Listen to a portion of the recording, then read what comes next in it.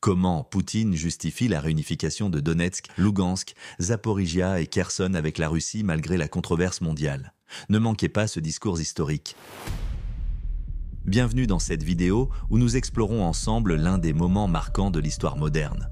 Le discours de Vladimir Poutine célébrant la réunification des régions de Donetsk, Lugansk, Zaporijia et Kherson avec la Russie. Ce discours, prononcé le jour anniversaire du référendum de septembre, met en lumière les arguments et les émotions derrière cette décision. Poutine commence en rappelant que cette réunification est l'aboutissement d'années de souffrance pour les populations du Donbass. Il parle d'un long chemin parcouru sous les bombardements constants et l'isolement imposé par l'Ukraine, évoquant une population coupée du reste du monde et soumise à une dictature néo-nazie selon ses termes. Selon lui, cette situation a transformé l'Ukraine en un bastion militaire dirigé par l'Occident, visant directement la Russie. Il poursuit en soulignant que les valeurs fondamentales, comme les traditions culturelles, spirituelles et historiques, ont été attaquées non seulement au Donbass, mais partout dans ces régions. Selon Poutine, ces valeurs, et particulièrement l'amour de la patrie, sont les piliers de la vie en Russie. Et c'est en les défendant que la nation peut assurer un avenir prospère à ses enfants et petits-enfants. Poutine invoque également le souvenir des ancêtres russes, rappelant leur victoire et leur fidélité aux traditions. Ce lien historique fort, dit-il, est ce qui motive les soldats actuellement engagés dans la spéciale opération militaire au Donbass.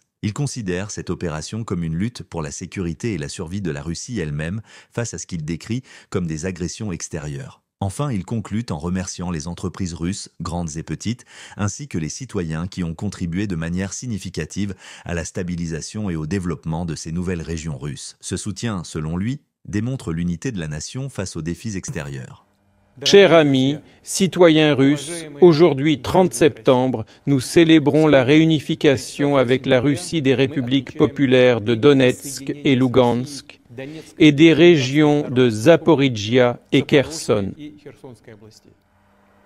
Je félicite chaleureusement tous nos citoyens pour cet événement vraiment historique. Nous y sommes parvenus après des années d'épreuves difficiles. Nous le savions. Le Donbass a vécu 8 longues années sous les bombardements constants et le blocus. Les habitants de Novorossiya ont subi une terrible oppression. Ils se sont opposés au coup d'État armé à Kiev et ont repoussé la dictature néo-nazie qui voulait les arracher à jamais à leur patrie historique, la Russie. Nous n'avons pas abandonné nos frères et sœurs. Nous avons essayé d'atteindre une paix.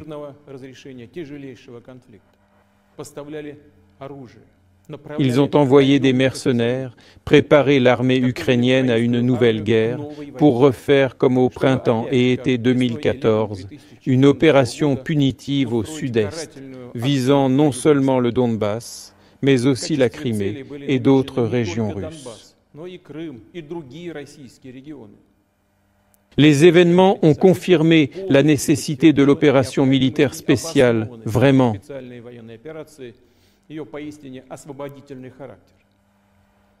Je m'adresse aux habitants de Donetsk, Lugansk, Zaporojie et Kherson. Merci pour votre force, transmettant nos valeurs, traditions et l'amour de la patrie. Les frontières de Briansk protègent de notre belle et grande Russie bien-aimée. Nous sommes fiers de nos héros et faisons tout pour les soutenir.